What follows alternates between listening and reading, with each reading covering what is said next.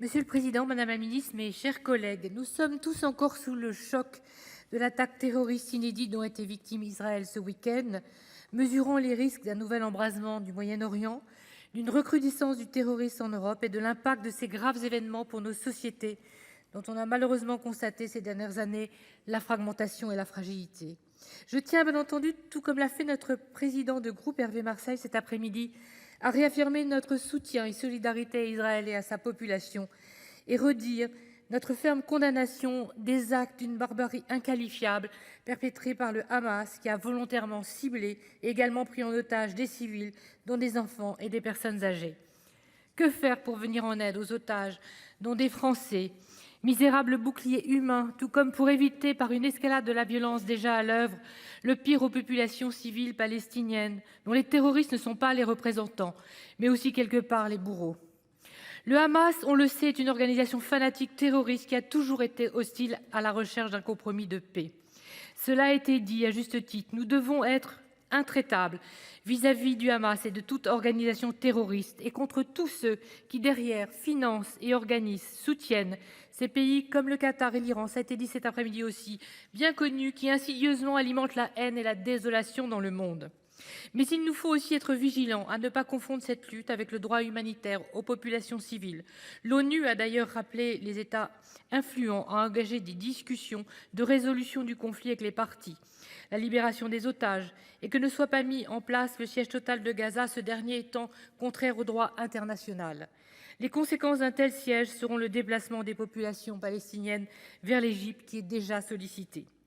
Aussi, Madame la Ministre, pouvez-vous nous préciser les propositions qu'a déjà fait la France lors de la réunion des 27 ministres des Affaires étrangères des États membres et du coup sa position lors de ce prochain Conseil? Il est évident que nous sommes là dans l'urgence, mais que dans un second temps, il faudra œuvrer avec la communauté internationale à une résolution de ce conflit. Maintenant, cette terrible réalité ne doit pas nous faire oublier la tragédie qui se joue par ailleurs depuis plusieurs mois en Arménie. Un point toujours pas inscrit à l'ordre du jour du Conseil européen. Preuve s'il en est que les Arméniens, ce peuple résistant et courageux, a bel et bien été abandonné, et ce, malgré les appels répétés de parlementaires et politiques de tous bords qui se sont rendus sur place. Ce n'est pas comme si la Commission européenne ne connaissait pas la tragédie qui se profilait là-bas. Or, elle a cyniquement abandonné, et je pèse mes mots, les 120 000 Arméniens du Haut-Karabakh, cette petite république autonome d'Artsakh rattachée à l'Arménie, renvoyant les parties prenantes au dialogue, comme si on pouvait faire confiance au président de l'Azerbaïdjan Aliyev et à son funeste complice, le président turc Erdogan. Il faut se le dire, mes chers collègues, ce triste tandem ne sera pas rassasié par la seule éradication de la République arménienne d'Artsakh.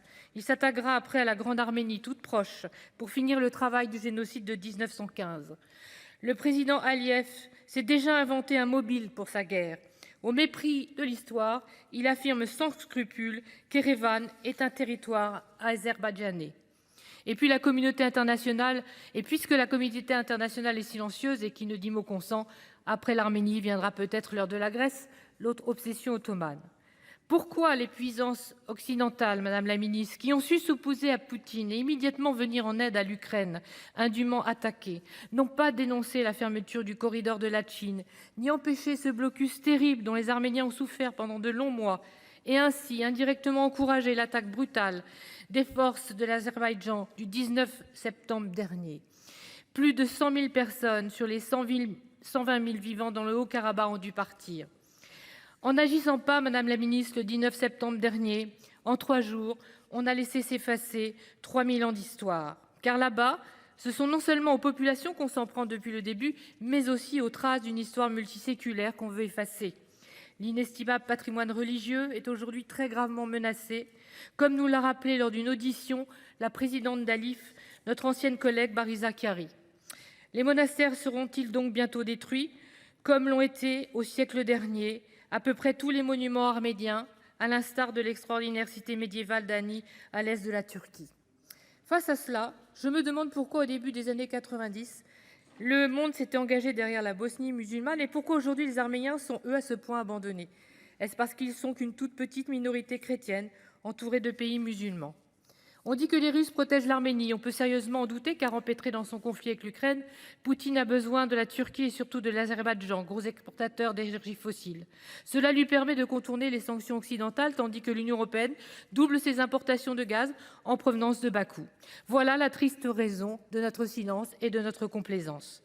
Alors Madame la Ministre, je vous en conjure, nous vous demandons de faire en sorte que l'Europe se réveille face à ce qui est une nouvelle épuration ethnique et religieuse, qu'elle fasse en sorte qu'on apporte au ministre arménien Nikol Pachinian, que nous avons rencontré à Erevan le 25 avril dernier avec notre groupe chrétien d'Orient, Bruno Retailleau et Gilbert Luc de Vinaz, qu'on lui apporte l'aide militaire qu'il espère.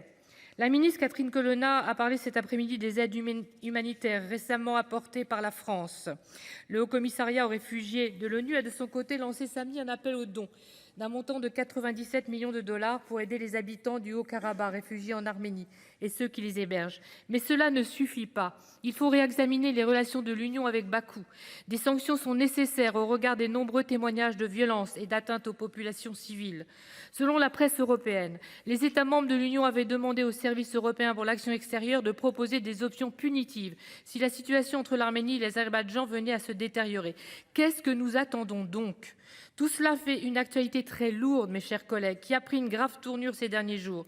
J'espère ainsi que les dirigeants de l'Union vont prendre la mesure de cette inquiétante démultiplication des crises et des guerres, toujours plus nombreuses, hélas, aux portes de l'Europe, marquées par des conflits armés qu'on doit à la folie des hommes, aux velléités expansionnistes de dictateurs qui piétinent allègrement le droit international et menacent à terme nos démocraties. L'Ukraine, le Karabakh, Israël, voilà à tout le moins une combinaison dangereuse. La concomitance de ces crises qui touchent l'euro-méditerranée doit être prise au sérieux. On le sait, elle redistribue les relations entre États, ce qui peut du même coup changer la donne globale et mettre en danger l'équilibre planétaire. Alors voilà, Madame la Ministre, sur l'ensemble de ces dossiers, nous comptons sur vous. Nous comptons que la France et l'Europe soient au rendez-vous et à la hauteur des valeurs des droits de l'homme que nous portons et puissent ainsi contribuer au retour de la paix.